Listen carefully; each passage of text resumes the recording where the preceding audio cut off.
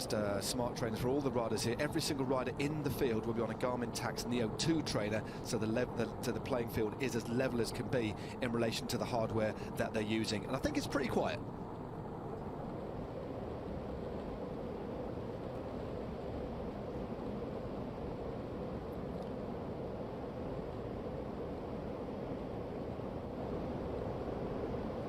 Just under 24 kilometres to go, so just over halfway now. Half the climbing roughly done. And we've got the same two climbs in a different order this time. There's Michael Valgren, riding in that very snazzy, brand new Danish kit. It's one of the best in the peloton, I think. Class act. Valgren, I think he'll be down, he's a Monaco resident, isn't he, nowadays? Michael Valgren, who's having a look at himself on the telly, it seems. Indeed, well, he's a class act, isn't he? Class act on the road, but he's adapted to riding on Zwift very, very well. He was second on stage 4 of the virtual Tour de France. He won the Tour for All at stage 2 back earlier in the spring.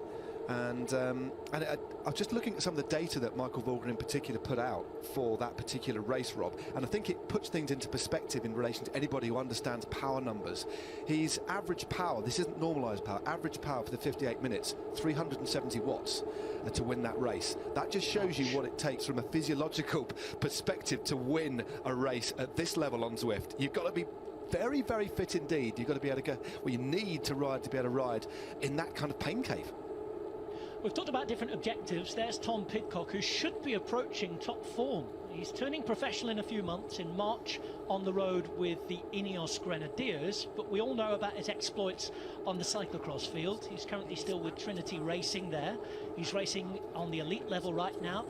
He's been an under-23 world star. He was up there in the senior world championships as well when we last had them. Tom Pidcock is an absolute star in waiting, well known already because of his youth exploits, but because we know that this is around an hour's long effort, very, very similar to the cyclocross races he's going to be doing, and given that that's right in the middle of the season now, he should be one of the in-form riders, Matt. Yeah, he's. You'd have thought so. We know he's riding well. I did manage to speak to him the other day, actually. We had a bit of a conversation. He was really, really looking forward to this. And he's won on Zwift in the past as well. And one of the most multi-talented all-rounders there is in the world at the moment. He won the Tour for All Inspirational on the Innsbruck ring. That was only, I think, his 4th or 5th race ever on Zwift, and he averaged around 340 watts for that. But as you said quite rightly, this sort of effort, this sustained effort around threshold, interspersed with real spikes of power, are what suits Tom Pidcock down to the ground, and he's looking good at the moment, sat in the middle of that pack right now. Down to 50 riders now, Matt, with Julian van den Bronde of Belgium sitting right at the back of the bunch alongside Lucas Hanston of Germany. We've got Salgueiro of Portugal down there as well. Pavel Bernas of Poland is there. And Will Clark, a seasoned professional from Australia, also in the bunch as well.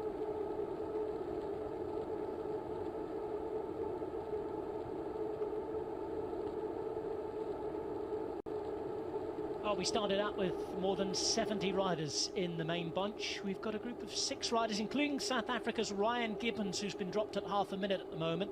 And we've got the rest out the back at a minute and a half. Jack Haig moving teams from Mitchelton Scott to Bahrain at the end of this season. The Australian rider who's gone very, very well in Grand Tours. He's almost 2 minutes behind. Thomas de Gent is at over 2 minutes. Daryl Impey at 5 minutes 40.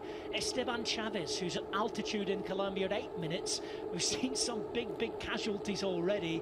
And the great British track stars, Andy Tennant at 33 minutes. Looks as though he might well have stopped. And Ed Clancy at 11 minutes back. There's some big damage been done.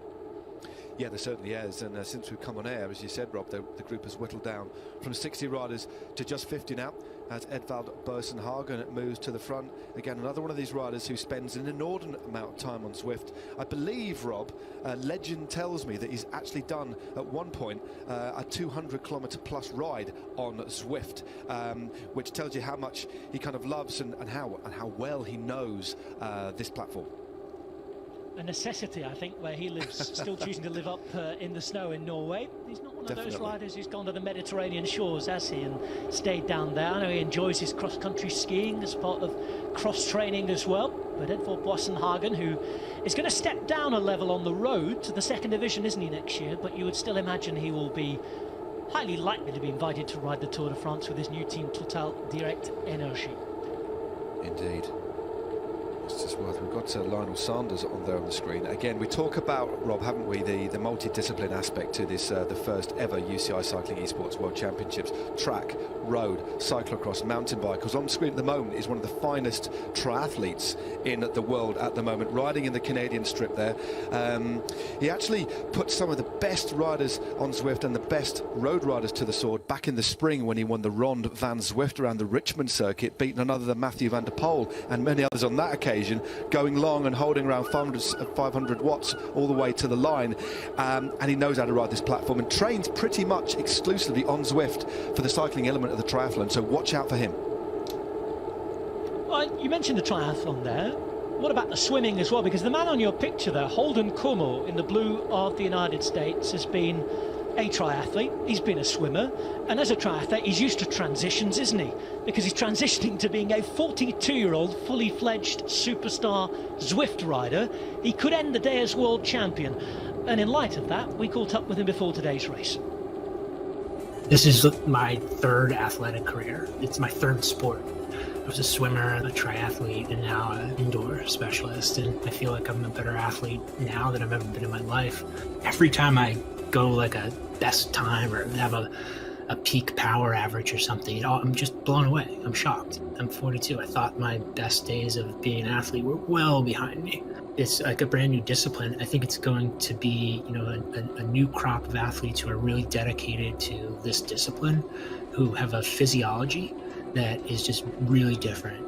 I won national championships, the USA Zwift championships last year. In fact, a teammate told me 2 days prior to the race, he thought I could outsprint the pack at nationals, and it sort of hadn't even crossed my mind that would have been a prospect, and that's exactly what happened. I took that really seriously and felt as though I was a representative after that. If I become the world champion, I will definitely take that really seriously and do my best to tend to that temporary position until someone else comes along. But it's the kind of thing that will anchor and define my life for a year. I'm excited about that prospect, no doubt. Well, he should be excited because with 18.9 kilometres to go, he's still in the pack. He's towards the front of the bunch there. You can just see his name highlighted next to that United States flag. And here he is at home in the United States in the bottom left-hand corner of your picture. And he talked about his dreams for a third athletic career there, Matt. I can tell you that so far on debut here, with this sort of pool of riders amongst the elite, he's outlasted Olympic champions on the track, Tour de France stage winners, Giro d'Italia podium finishers. It's not been a bad debut. No, he is super focused, and I think it's quite often with elite athletes performing at the highest level, the older they get, the kind of weirdly, the more focused they become and they understand their body. And Holden Kummel, as he said, the Zwift national champion of the United States back in 2019, applies his trading game for Saris and the pros closet. And talk about experience that he's built up over the last few years racing on Zwift. 640 races, Rob, so that's a lot of knowledge, isn't it? That's a lot of knowledge to bring into the game, and has won 4 out of his last 9 Zwift races, but does like a flatter finish, a really good power sprinter. So it'll be interesting to see how he takes the final today as we look at another very accomplished rider, Chris McGlinchey of Ireland. What speciality does Chris McGlinchey have, really? Because, of course, we're seeing a bit of a move here from Tom Pidcock towards the front, just putting in a bit of a dig to see where he can get. Being closed down by Salgueiro of Portugal. But we saw McGlinchey there, the Irishman. He's the only Irish representative. You say he's a Zwift specialist. Is this a course that might suit him as well? Any sort of course on Zwift seems to suit Chris McGlinchey. He's won sprints, he's won on climbs. He can seemingly do it all. He's got a really, really high 1 minute power, and he's got a very, very good 10-second power as well, which you need to sprint. And again, and nowhere near the amount of racing as Holden Comio, but he's still raced 171 times and is a very, very accomplished road rider. Of course, rides with the UCI Continental Team Vitus Pro Cycling on the road, but over the last couple of years is a force to be reckoned with. So definitely watch out for him, because any sort of finish will actually suit him. He's tailored. He's a really, really good all-rounder. As we look at this, a real legend of road cycling, Victor Campinatz. Well, we talked about this race lasting roughly an hour. He's the best in the world at hour-long efforts, isn't he? He's the hour record holder, Victor Campinatz.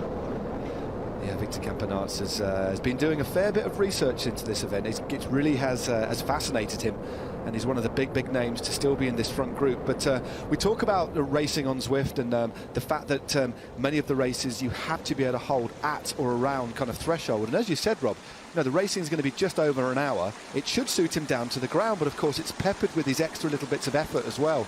And it's how he copes with that that's going to be interesting. But he looks good at the moment, floating it around 4 watts a kilo. So well within the kind of threshold or the area that he can ride in.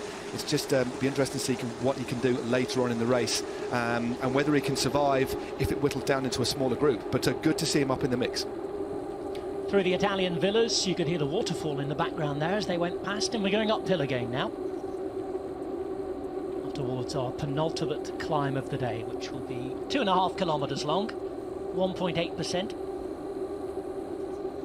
And then towards that final climb. And then back up through the finish line before we get to it, as we saw. It's around 2 kilometres from the finish where we see what is normally the finish line for many races down in the town, in the marina in Zwift. You know that Victor Campinatz is being followed here by our numbers and our cameras. There's Freddie Ovett as well, the Australian living in Spain nowadays. He's professional on the road too. And the Lennart Turgels, another of the Belgians. They put out a really strong squad here, and we already talked about the cyclocross efforts, didn't we, in Pidcock? Well, the world #1 crosser in Eli Iserbyt, for the first time in his career, he's risen to the top of the UCI world rankings, and Eli Iserbyt is another man to look out for who's in this front group as we take a look at Freddie Ovett. Oh, it looks like he's texting his director sportif. God, if any of the other riders saw that Freddie Ovett is texting, they'd be like, flipping heck, I thought this was supposed to be hard. It was texting, Rob, riding at about 300 watts. But look at the detail for Freddie Ovett here. He hasn't taken his sleeves off. He normally does take his sleeves off, but look at that, double fanage. Fans both left and right, as you see the peloton roaring underneath. A little squirrel there, bounding around. But Ovett, very, very cool there. Very cool in more ways than one. Of course, you see he's got 2 fans there keeping him cool. Marginal gains even in the virtual world.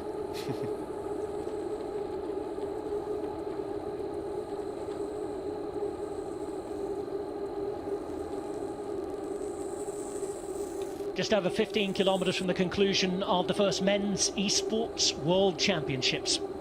Cycling really blazing the trail for the rest of the world.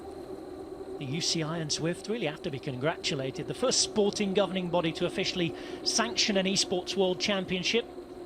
And of course Zwift, the platform putting it on, as we get to see this 9% gradient now rising above the city below, past that huge statue of the cyclist. And then heading back down towards the part of the course that they'll climb towards the finish, Matt. They're going to see the climb in reverse here. They're going to descend it. Yeah, this is basically the reverse KOM. It's a nasty little climb, but most of the heavy work, the heavy lifting is done earlier on. But there's been some big gaps here. We just saw a raft of power-ups being used, and it's worth touching on. We talked about it in depth at the women's race as the field starts to string out here. I think it is Freddie Ovett on the front, a winner of a stage of the virtual Tour de France, took out stage 4 as well as getting second on another stage as well. Very, very classy rider on Zwift. This is this flatter section, but no, there's only 2 power-ups available. Normally in-game we see 5 power-ups available, only 2, so it's the featherweight power-up that we'll see used in-game. 11 opportunities to pick up a power-up, and the other power-up available for these World Championships is the aero power-up, which makes a rider more aerodynamic and therefore more efficient for 15 seconds. And the lightweight power-up has changed as well, 10% lighter for every rider for 15 seconds as well. Rigoberto Urán still up towards the front as we take a look at the Norwegian Vidar Mel, just towards the front of the group. Now settling into the centre of it. We've seen Campinatz come to the front after those little digs from the pair of Canadian riders, Matteo Dalcin and Jordan Chain. Yeah, this rider on the screen at the moment, we just saw Vidar Mel. He is a very, very accomplished Zwift rider. Rides for Callas e-racing team. He's the Norwegian Zwift Racing champion for 2019. But actually, when he goes out on the road, Rob, he's a mountain biker, rides for the Hard Rock MTB team in the marathon discipline, which is very, very different to the Zwift discipline, which is obviously sharper. You know, a different sort of effort is involved. But clearly, he's managed to marry those two together, and is one of the most fearsome riders out there on Zwift. This is Julien van den Brande of Belgium now, with around a second advantage over Domenico Pozzovivo. Finished the season well at the Giro d'Italia on the road. Campinatz up to the front again, so the Belgians now trying to press on as well. You see 8.9 watts per kilo there for Victor Campinatz. Heart rate right up at 189 beats per minute, so a full effort. And look at how this is strung out now, Matt. Yeah, this is really strung out. This is the gradient. It's only around 2%, but they've really, really rocketed up this climb, and the pressure being applied by Matteo Dalcin there. Look at all the Canadians really, really riding hard on the front to try and split this up, to try and whittle this field down. This is the only real other opportunity to split things up. But Dalcin there goes over the top in first place, still kicking out, Rob, around 10 watts a kilo. Lionel Sanders not very far behind as well. The Canadians here looking very, very strong and really trying to unsettle the other riders. Perhaps they weren't happy with the tempo that's being set early on, and really setting about making this as hard as possible and doing a very, very good job indeed. Matt, 4 Canadians in the top 6, 5 in the top 8. It's a team time trial for Canada down the hill here. You can see Sanders, you can see Kristen. There's Dalcin as well. Cote is in 5th place. They really are taking it to the rest of the world. They are, and Pierre-Andre Coates there as well. I remember Matteo Dalcin, actually, he rides for Rally on the road and took out stage 5 of the virtual Tour de France, so he knows how to ride on Zwift as the riders get into that little aero power, that aero tuck as well. But they're soon brought back to hill there. Victor Campinatz still looking good as well. McGlinchey there as well. Lionel Sanders, Edvald Boasson Hagen, Lawson Craddock. We haven't talked about the American TT specialist, a really early adopter, Rob, of the Zwift platform. Jumped online in Watopia way back in 2015 and really loves training on it. And he'd be very, very happy if he could leave today with those rainbow stripes on board. So we've got a really wonderful mix of riders here. And let's have a little look at the damage that's been done, Rob. I wonder how many riders are now in this front group, which got it down. Still around 49 riders are there, Rob. Only one rider really shelled out there. There were troubles, there were problems. There was a little bit of a gap opening up. Urán, who's now at the front, I know at one stage was 2 or 3 seconds back, but he's closed the gap there. He's hung in there, and of course if he can hang in to the end, you'd imagine that the finish certainly suits him, doesn't it? Oh, no, definitely. Without a shadow of a doubt. The way, I mean, if they can get over the first part of the steep part of the climb and not too far away, although it's a difficult finish, it will actually suit somebody who can sprint well at the end. I see Corey Williams. Great to see another one of the Americans in at the mix there. Corey Williams, the 2019 Amateur United States Crits champion, rides for the Legion of Los Angeles. And that would be very, very special indeed. He's really focused on getting his form right for this event. So he's sat in the middle there. Again, right in the middle of the pack there, Rob, but towards the back is the best place in relation to minimising your effort. You get a real nice drag effect there. So he certainly knows how to ride. Corey Williams, experienced on this platform, and as you said, riding perhaps for the team with the best name in professional cycling there, the Legion of Los Angeles.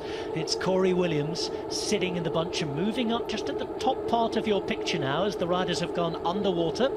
This is for the final time as they're approaching the 10-kilometre to go mark, and we're not too far away now from another rainbow jersey being awarded. It'll be the inaugural rainbow jersey in esports cycling for the men. 49 riders still involved, 40 kilometres ridden, 10 to go. Yeah, it's getting, there'll be a few nerves starting to jangle here, Rob, especially with the size of this group as well. Still 49 riders in contention here. Most of the big national squads. We had 78 riders start out today, or on the starting list. 20 teams are represented, including one wildcard rider. As we can just see Muff moving there to the front. Another very, very versatile rider riding for Denmark, shall I say. And let's have a look at the setup of Frederick there. Again, tapping out just around 300 watts, 81 RPM. Equates under the ocean here to around 40 kilometres an hour. And I must admit, he looks pretty comfortable at the moment.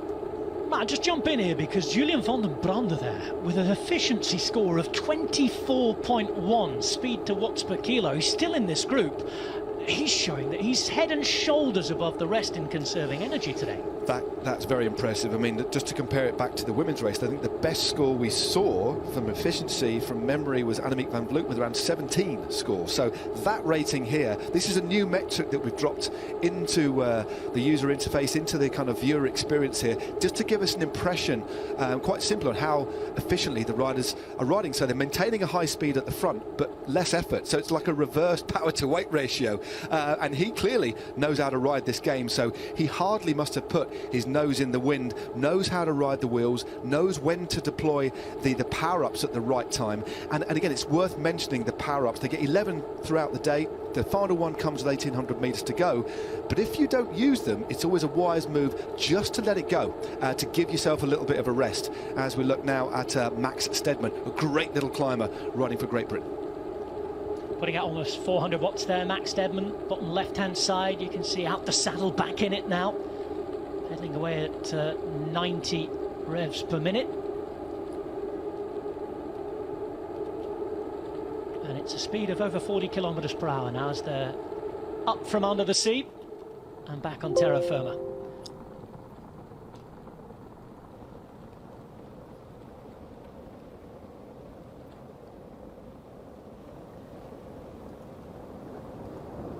It's a move from Julian van den Brande. We've just been talking up how he'd saved energy better than the rest, and he's riding away on the dirt and on the boards here. He's ahead of Campinatz, and suddenly Belgium are in control.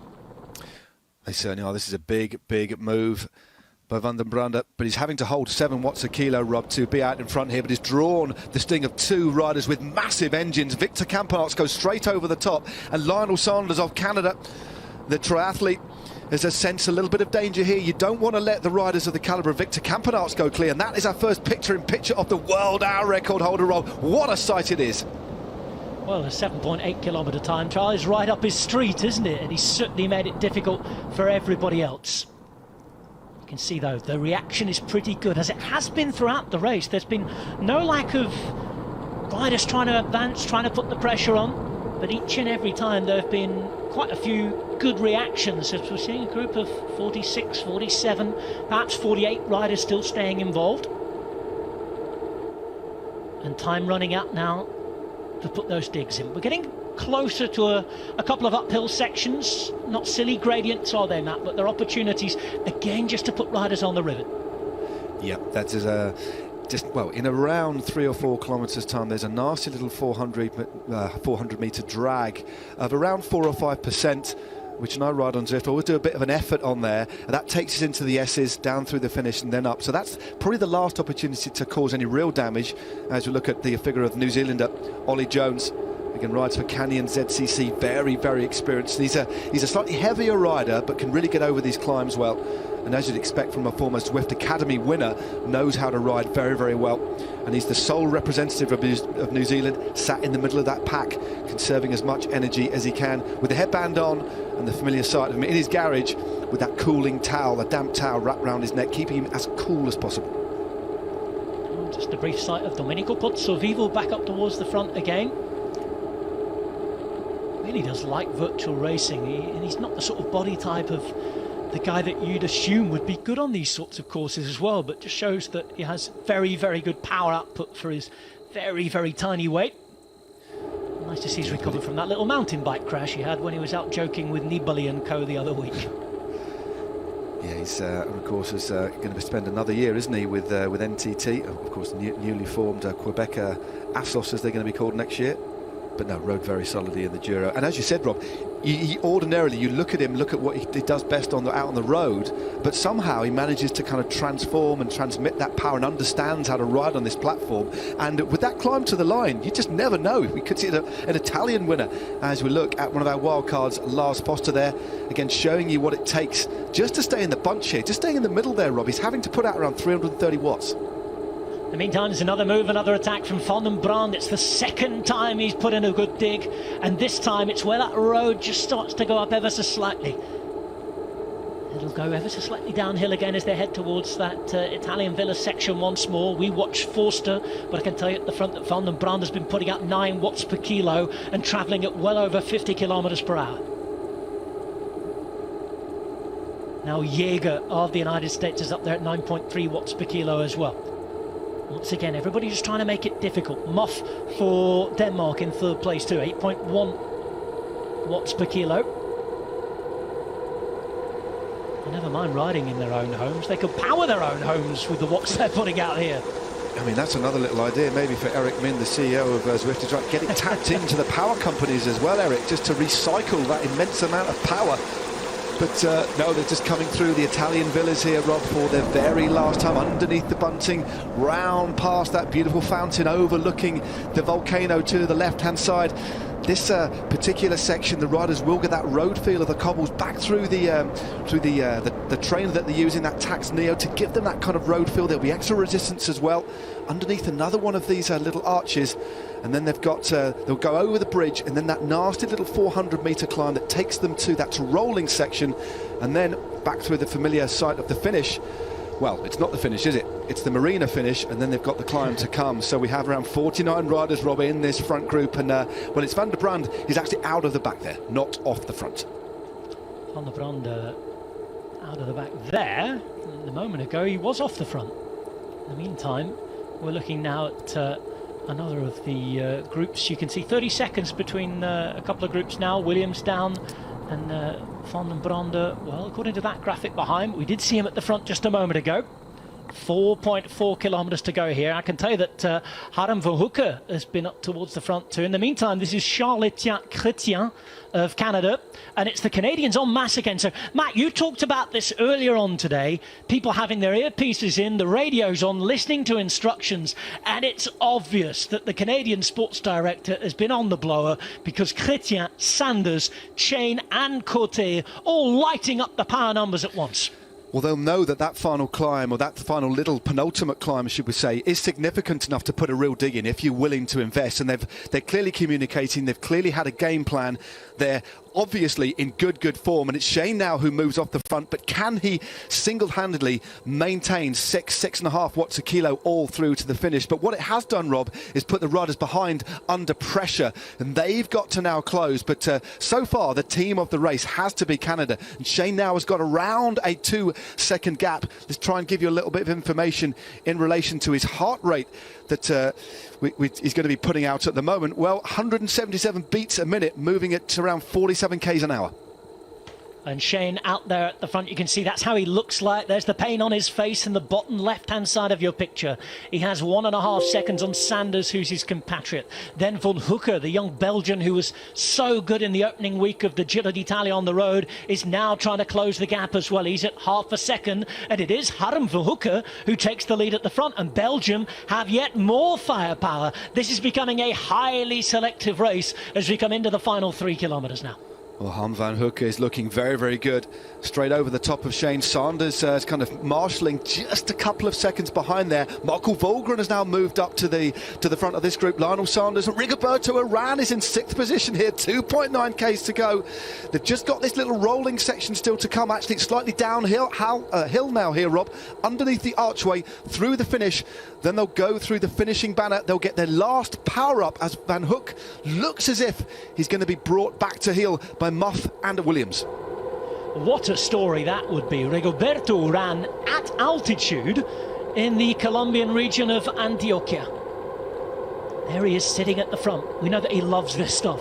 speaking to his sports directors at his team, EF Pro Cycling, and apparently he's the first to put his hand up every time that virtual racing has taken place this year. He absolutely loves it, and he'll be enjoying it even more if he can pull on a rainbow jersey at the end of the day. Osborne is up there. It's Sanders at the front, coming up to 2 kilometres to go.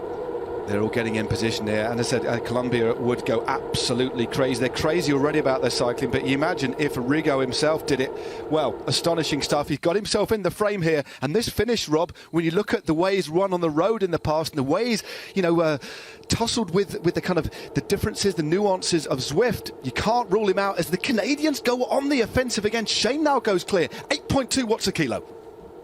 Well, you can see that Uran has been right up there towards the front, just drifts a little bit back down in the group now. It's Shane who's using his power up now. When they went through that arch, they'd have picked up the final power up with 2Ks on the clock. There's just 1.6 kilometres of road between this group and the finish, led by Shane, who has a second on the rest. Valgren is in there as well. No time for slouching now, as there are 500 metres from the start of the climb. The Flamme Rouge, the red kite, and that climb towards glory.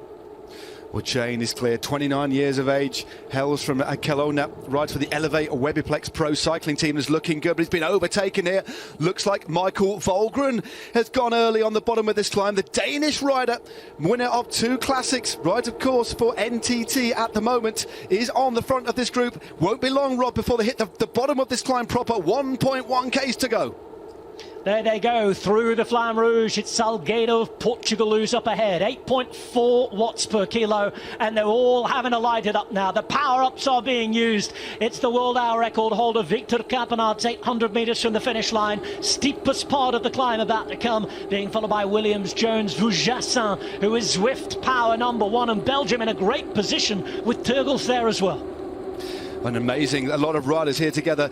It's a power-up's being dropped left, right and centre just at the right time. Osborne of Germany up to the front, Foldager as well. Rapp now moves to the front for Germany. 2 Germans, first and second, putting out some absolutely horrendous numbers. 9, 10 watts a kilo. They're coming down to 500 metres to go now, Rob.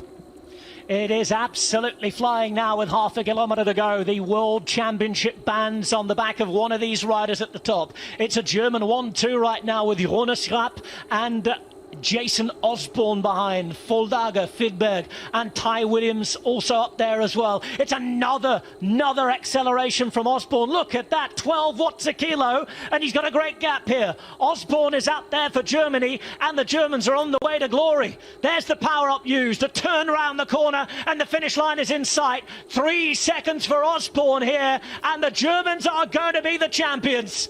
It's Osborne who's going to be the world champion for the first time in esports. A trendsetter, and Germany have it, followed by Dalcin and Foldager. It's Osborne who is the world champion. Oh, Jason Osborne there from the BDR elite team. An amazing kind of display of power and timing there from a very, very experienced Zwift rider. Maybe not one of the riders that we'd have expected to win today, but that was a masterful performance by the German. And as you said, Rob, he will take home those rainbow bands, and timed his effort to absolute perfection. Went straight over the top of his teammate with around 300 metres to go and maintained that kind of power. The power-up was already used, so was completely and utterly committed, and there was nothing anybody else could do about it at this point. But still, actually used his aero power-up, Rob, very, very late indeed. So perfect use of that power-up just at the right time to carry him to victory by, in the end, as a handsome margin.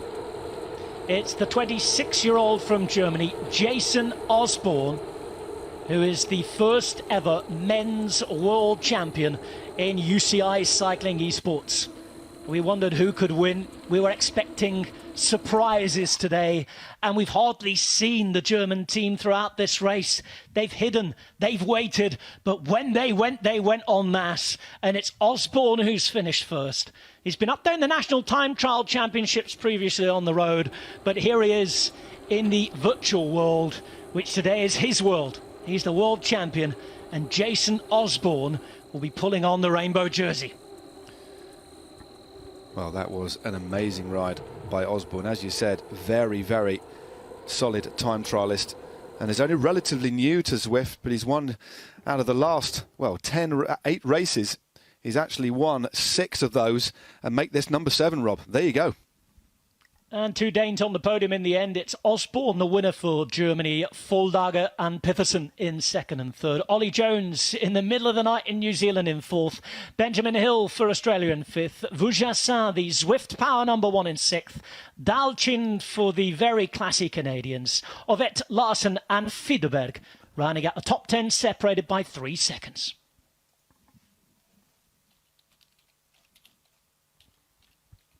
Well, Jason Osborne, the man on the day. 1 hour and 5 minutes and 15 seconds.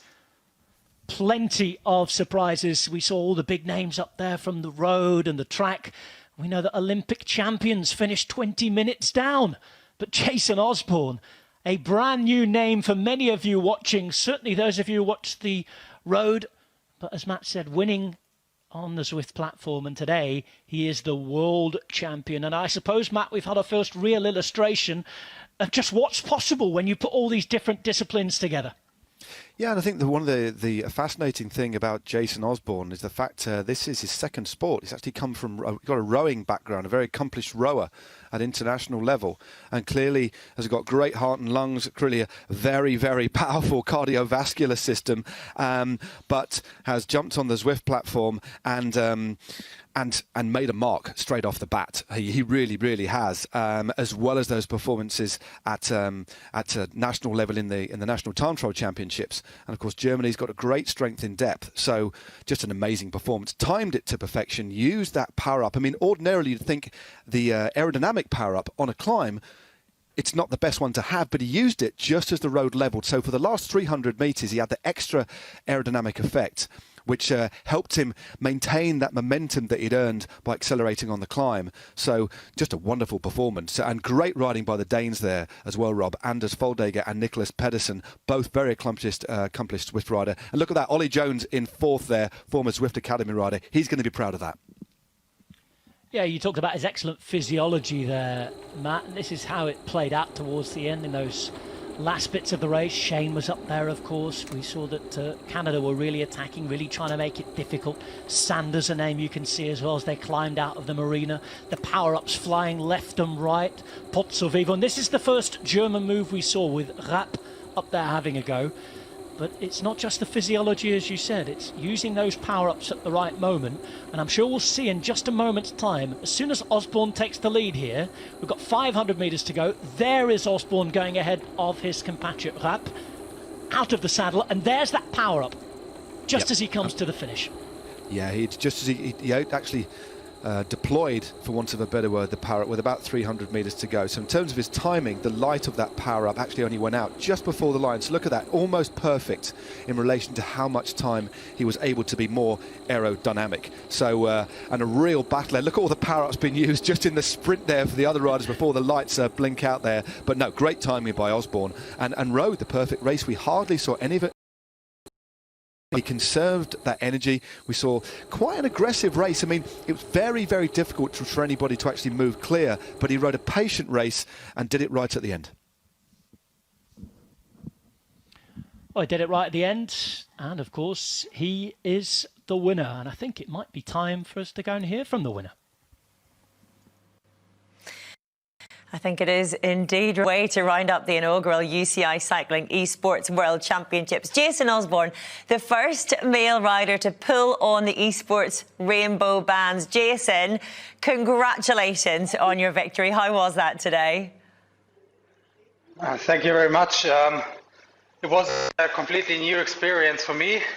I've raced some Zwift races before, but obviously this is a much bigger event now. And the field was very tough, like of top guys, and just try to keep calm and keep with the pack and don't race too much, and then left it all for the finish.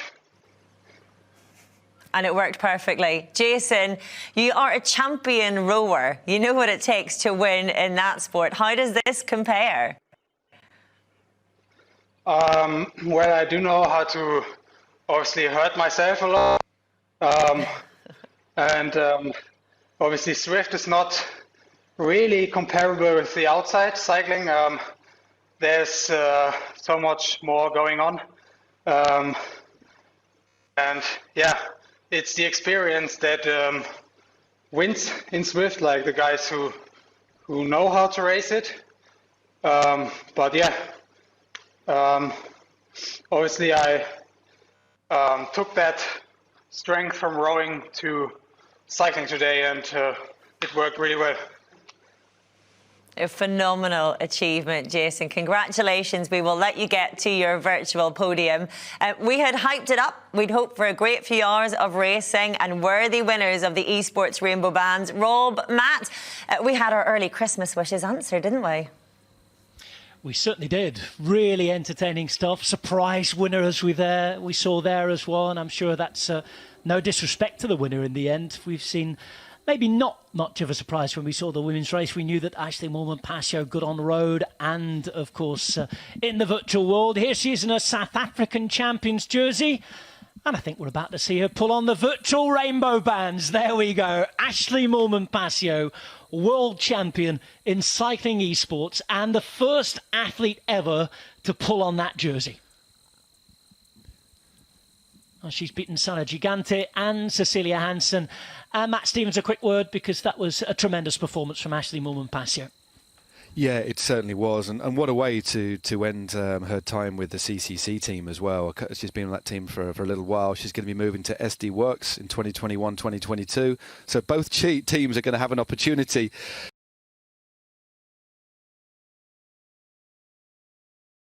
But nobody could stop her.